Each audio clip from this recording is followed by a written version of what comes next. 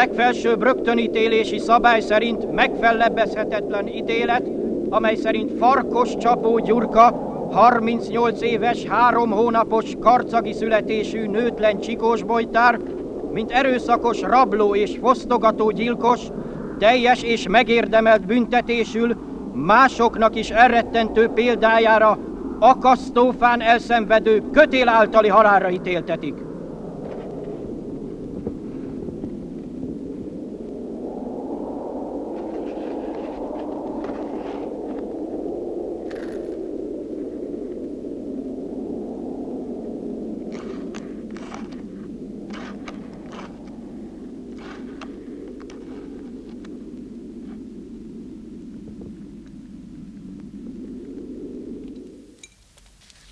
Szevasztok.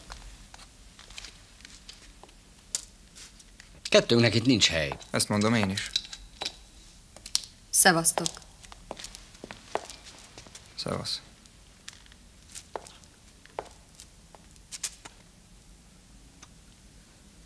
Akkor talán menjünk beljebb.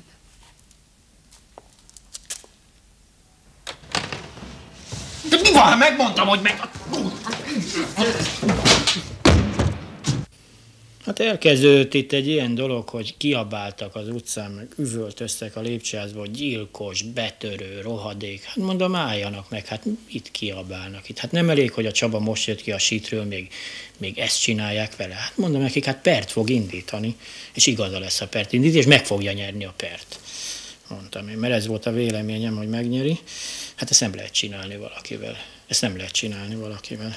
És utána az Éva azzal jön, hogy ő fél a Csabától.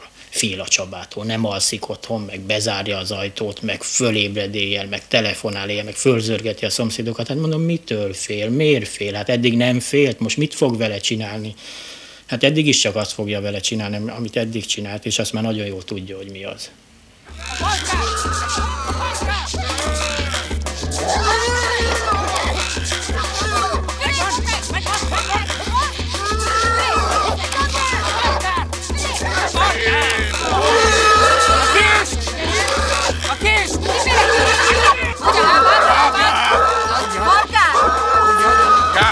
Gáz!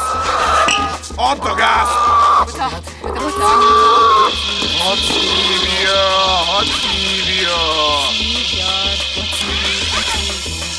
Itt aztán elkapják, le akarják szúrni, hát a kést elvesztették. Mi van? Mi van?